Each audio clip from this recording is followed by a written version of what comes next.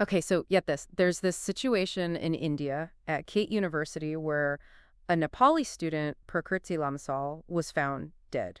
Hmm. And it's not just like a sad story. Right. It like blew up into these huge protests. They ended up evicting a ton of students, and Right. even the prime minister of Nepal had to get involved. Oh. So we're going deep on this one, not just what happened, but how a university's response can like cause an international incident. Yeah, it's a crazy example of how, like, everything is connected, especially when you think about a university like KIT, with students from all over the world. Right. What seems like a campus problem can become a diplomatic one real quick. Totally. So let's start with Prakriti. She was 20 years old, studying computer science from Kathmandu. Hmm. And it's just heartbreaking. She had just talked to her mom a few hours before, like everything was normal. No one had any idea this was going to happen. Yeah, and that human element is so important here, right? Prakriti represents so many students who are studying abroad, chasing their dreams, far from home. Yeah. And it just highlights how responsible universities have to be when it comes to protecting their students. Especially the ones who might be more vulnerable. Exactly. But wait, it gets even more complicated because Prakriti had actually filed some complaints Oh. saying that another student was harassing her and trying to blackmail her. Oh, wow. And there's even a recording of him like verbally abusing her. Seriously. See, that's where I start to wonder, like, if these complaints were made, what did the university actually do about them? Right. Especially when you consider the fact that this other student was arrested at the airport, apparently trying to leave the country. Like he was trying to run away. Yeah, exactly. So it makes you think, did the university take any real action beforehand? That's a good question. Hmm. And then when Prakriti died, the campus just like erupted protests everywhere. Students are furious and grieving. Yeah. And KIT's response to all of this is, well, you tell me if this makes any sense. Okay. They ordered all the Nepali students to leave campus. What? Like all of them. Over 500 students. Oh my gosh. To me, that's where they went from, like, questionable to just completely messed up. Right. Think about the message that sends. Instead of trying to fix what might be wrong on the inside, they just isolate a whole group of students based on their nationality. Wow. And there were even reports of, like, security guards mistreating students while they were being forced to leave. That's awful. It's just unbelievable. It is. They're dealing with a really sensitive situation. Everyone's emotions are running high, and they just decide to evict everyone from Nepal. Yeah, talk about adding fuel to the fire. No wonder the Prime Minister of Nepal got involved. Right, it's not just a university issue anymore, it's international. Exactly. And KIIT was definitely feeling the pressure. Yeah. They eventually reversed the order. They issued a formal apology. They even admitted that they mishandled the situation. So they kind of backtracked. Big time. They even ended up firing 2 security guards and suspending some other officials while they investigate further. Well, it sounds like they realized they made a mistake. Yeah, but the damage was already done. Right. And it raises some serious concerns about how they handle crises and whether they even understand the cultural impact of their decisions. Absolutely. That's a big one. So let's unpack that cultural element a bit more. What exactly was so insensitive about that mass eviction, especially for the Nepali students? Okay, well, put yourself in their shoes for a minute. They just lost a fellow student. There's this feeling of fear and uncertainty all over campus. And then suddenly they're being forced to leave their homes. Right. It's like they're being punished as a group, like it's their fault somehow. Yeah. And that kind of action can tap into some pretty sensitive historical issues, especially in a region where there can be tensions between countries. It's like they completely missed the cultural context. Exactly. They totally failed to understand it. And it makes you wonder, if this happened to Nepali students, could it happen to other international groups on campus? How can universities guarantee that all their students are going to be safe and treated fairly, especially when things get tense like this? It all comes down to having the right systems in place and, maybe even more importantly, a culture of respect and sensitivity within the university. Okay. And we'll dig into those aspects more in part 2 of our deep dive. But for now, it's pretty clear that KIT's initial response wasn't just insensitive, it was incredibly short-sighted. And it ended up having some really serious consequences. Yeah, totally agree. We were talking about KIT's response and how it impacted those Nepali students specifically. Right. But this whole thing, it kind of brings up a much bigger issue, right? Absolutely. Like, how do universities actually make sure that all their students, especially the ones coming from different countries, different cultures, how do they make sure those students actually feel safe? Yeah, for sure. And it's not just about KIT. Right. This is like a global thing. Huh. Universities, I mean, they have a real responsibility to create an environment where every student feels safe, feels respected. Right. And a big part of that is having, like, really strong policies and procedures in place Okay, so beyond just saying, like, we care about safety, Right. what should those policies actually look like? What should they include? Well, first of all, they got to be super clear about what counts as harassment, Mm-hmm. what counts as discrimination, like no gray areas, no loopholes. Yeah, totally. And these policies, they can't just be like hidden away somewhere. Right. Think online portals, student handbooks, Mm-hmm. maybe even translated versions for students who don't speak English as their first language. Oh, good point. Yeah, got to make it accessible. But, okay, so having a policy is one thing, but actually enforcing it, Right. that's a whole other challenge, right? How can a university make sure these aren't just, like, empty words on a page? Yeah, so you need a system where reporting these incidents is really easy and, importantly, confidential. Oh, yeah, that's key. Students need to know that they can come forward without being judged or, even worse, retaliated against. Yeah, they gotta feel safe. Exactly. And then once a report is made, the investigation has to be fast, it has to be thorough, and it has to be fair. And that's where it seems like kids really fell short, right? We talked about those complaints that Prakriti filed. But were they actually taken seriously? Did the university really do everything they could to protect her? That's the million-dollar question, and it's why this whole thing has sparked so much outrage, Yeah, It makes you wonder if KIIT's system was actually working the way it was supposed to. right. Was it actually effective in preventing harassment and protecting the students who are most vulnerable? Okay, so let's say a university has really good policies and a good reporting system. Okay. Is that enough, or is there more to creating this culture of safety that you were talking about? Yeah, you're right on the money there. Okay. It goes beyond just, like, rules and regulations, right? Universities need to be proactive. Okay. They need to be educating their entire community, students, faculty, staff, about what's acceptable behavior, how to step in when they see something wrong, how to support someone who's been harassed or discriminated against.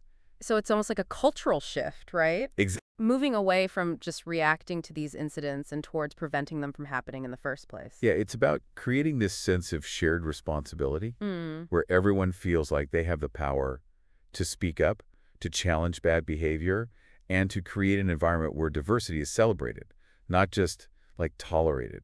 Okay, I like that. Now I want to bring this back to the experience of international students specifically. Okay. We know that they face some unique challenges like maybe language barriers, cultural differences, sometimes even just feeling homesick. Oh, absolutely. Does that require like an extra layer of support from the university? 100%. Yeah, universities need to go above and beyond to make sure international students feel welcome, like they're part of the community. Mm-hmm. Things like orientation programs that are tailored to their specific needs, mentorship programs with local students, even just access to counselors who understand the challenges that come with studying abroad. Yeah, that's huge. It can make a world of difference. It sounds like we're talking about a whole university approach here, not just something that one department can handle. Right. But how do you hold a university accountable for all of this? What if they just talk a good game but don't actually follow through? Well, that's where transparency is super important. Okay. And having some kind of external oversight, so universities should be publishing data on harassment complaints, their investigations, and the outcomes. So basically, put everything out in the open. Pretty much. Yeah, because transparency is what leads to accountability. Makes sense. And it also helps potential students and their families make informed decisions. Oh, yeah, good point. If university is trying to hide something, it's going to become pretty obvious. All of this makes sense, but I gotta be honest, it feels a little overwhelming. Yeah, I get it. Like, where do you even begin to address an issue this complex? I think you start by just acknowledging that there's a problem Mm-hmm. and having those tough conversations. Yeah. And then you take action, review your policies, improve your reporting systems, invest in education and training. Right. That's a journey, not a quick fix, but it's definitely a journey worth taking. We've talked a lot about what KIIT did wrong, but are there examples of universities doing this right? Oh, yeah, definitely. Like places that are leading the way when it comes to student safety and support? Absolutely. There are institutions out there that are making this a priority. They're putting resources behind it, and they're creating environments that are truly inclusive. Okay, good. And in part 3 of our deep dive, we're going to look at some of those best practices Cool. and see how they could be applied more broadly, because ultimately, we want to learn from these tragic events and create a better, safer future for all students everywhere. You know, it's easy to just focus on like the immediate aftermath of what happened at KIIT. Yeah, This whole deep dive, it's really been about looking at the bigger picture, right? exactly. Trying to understand like the deeper issues that might have allowed something like this to happen in the first place. Right. We've talked about needing strong policies, transparent reporting systems, Mm. and a real commitment to building an environment that's safe and inclusive. Yeah, totally. But what does that actually look like? What does that look like when a university gets it right? Yeah, you mentioned in part 2 that some universities are actually doing a pretty good job with this. Okay. Let's ditch the doom and gloom for a minute Okay. and talk about those success stories. What are they doing that's different? Well, some universities are being really proactive about bystander intervention training. Okay. They're teaching students, faculty, staff, everyone how to recognize those situations that could turn dangerous and how to safely step in or report it. So it's not just relying on the victim to always be the one to coming over. Exactly. It's about everyone feeling responsible for keeping the whole community safe Yeah. and making sure bystanders feel empowered to act, knowing that the university has their back. Okay, that makes a lot of sense. Yeah. What else are these model universities doing? Another cool thing is mandatory training on cultural competency, Okay. especially for people who work directly with international students. Right. And this goes beyond just understanding different customs. It's about recognizing your own biases, learning how to communicate across cultures. Yeah, that reminds me of KIIT's response, that mass eviction, it felt like they had zero awareness of how their actions would impact those students culturally. Totally. And that's why this kind of training is so important. Yeah. It's about giving university staff the skills and the awareness they need to handle these tough situations in a way that respects everyone's background. I like that. So we've got bystander training, cultural competency. Any other shining examples out there? Yeah, some universities are really prioritizing mental health resources, especially for international students. Okay. They recognize that these students might be dealing with some unique stuff, like homesickness, culture shock, even discrimination. Right. And they're making sure there are counselors who really get those experiences. Yeah, that's so important because mental health often gets overlooked. Totally. Especially in places like universities where there's so much pressure to succeed. Absolutely. And when you're an international student, far from your usual support system, Right. those mental health challenges, they can become even more intense. Okay, so it sounds like these successful universities are taking a much more holistic approach. They're addressing the problem from all sides. But let's be real, these are probably universities with a ton of money, a ton of resources. Yeah. Can smaller schools, the ones with tighter budgets, can they realistically do all of this? That's a good question, and it doesn't always have to be about these big, expensive programs. Okay. Even small changes can have a huge impact. Like what? Give me some examples. Okay, so it could be something as simple as creating a web page with resources just for international students, like information about local support services, cultural events, or even just tips on how to navigate daily life in a new country. Right. Or it could be organizing social events where international students can meet each other and connect with local students. I like that. Or even something as simple as training faculty to be more mindful of the challenges their international students might be facing.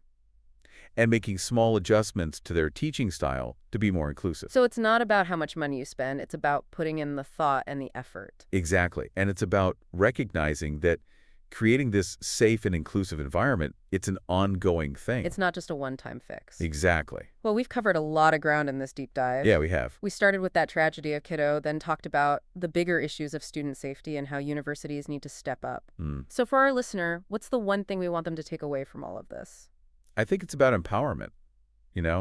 As individuals, we all have the power to ask those tough questions, to demand better from our institutions, and to fight for change. And not just wait for something terrible to happen before we take action.